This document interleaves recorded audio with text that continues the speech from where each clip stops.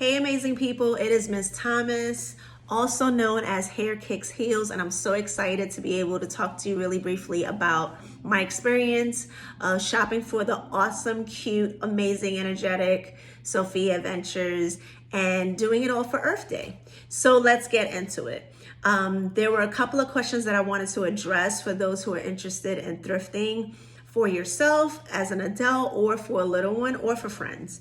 I started thrifting about maybe 10-15 years ago. I started really getting serious about it when I was going to stores and I really couldn't find items that I was interested in and the quality wasn't there. I'm definitely big on prints and plaids and just different, styles of clothing and colors. And I feel like now, a lot of the fashion is focused on maybe black and white or yellow or orange. I wanted something where I could start color blocking and thinking about that. So thinking about areas that I love to thrift, it would have to be Houston, Texas. Houston, Texas, for me, one, the culture is amazing.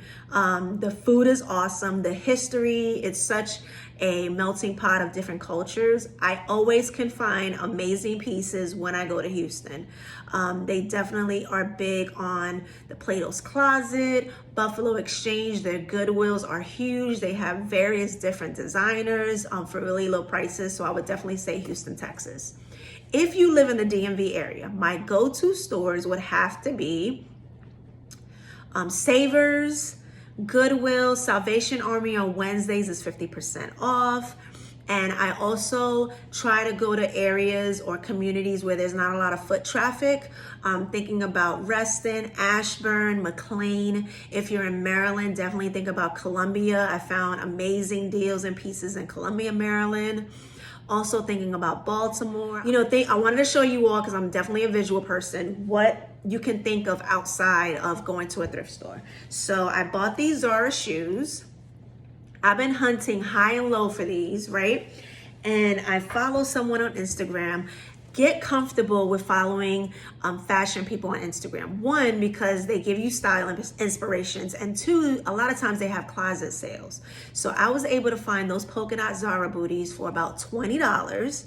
I know, they were regularly in the hundreds, and she was doing a closet sale. So I scooped those up. My jacket I bought during the off season. So I tend to not buy pieces in the season that is happening. So for this leather jacket, I probably paid about $20-$25 for it from Zara, but I bought it when it was starting to get warm instead of buying it when the season called for it. Definitely consider that. When I'm thinking about just items, when I'm thrifting, make a list. It is so important to make a list because you get distracted by so many things you're seeing, and you want to make sure you're picking up exactly what you need. I have over 20 blazers, and every time I go thrifting, I always find a blazer because I'm not usually making a list that I need to start making one. So stick to it. For our amazing client, SofisAdventures, I had to make a list because I didn't know her size. And for kids, you really can't buy clothing too big because then they don't feel comfortable wearing it or they won't continue to wear it. So I had to make a list for her. It was also difficult, which was surprising to me. There wasn't a lot of kid options for clothing. And I'm guessing it's because a lot of parents swap and give clothing to friends or family. So the clothing for kids was very scarce. So I had to think outside the box. I bought her a shirt from the boys department, but a lot of her pieces were from the girls department, but there weren't a lot of selections. All of the pieces for the most part were $1. I know. I think I paid for her entire outfit, no more than $10, but the belt she's wearing with the dress was the most expensive piece.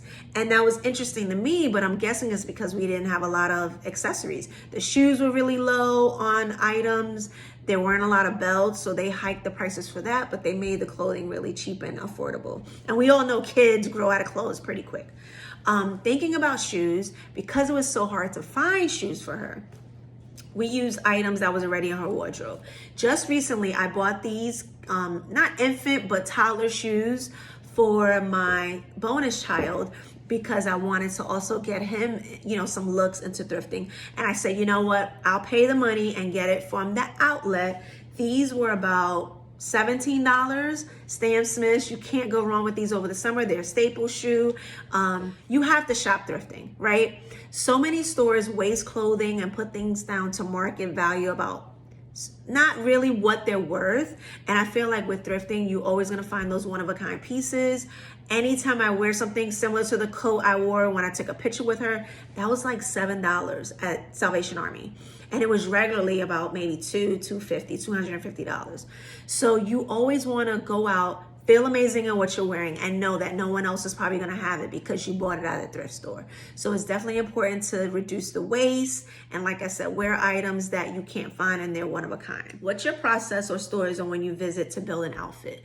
Don't just depend on one store. For me, I have my expensive pieces and I also have my inexpensive pieces.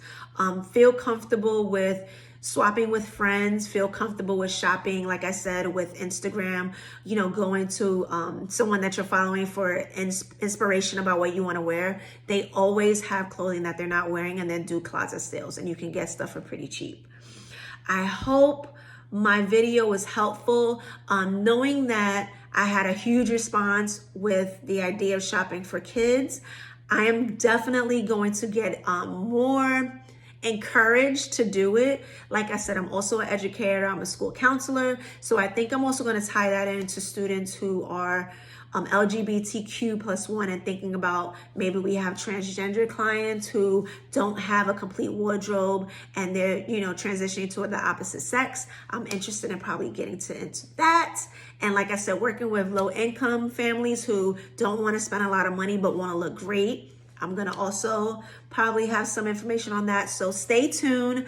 As soon as I have more information about me taking on extra clients, I'll definitely pass that along to Sophia's mom.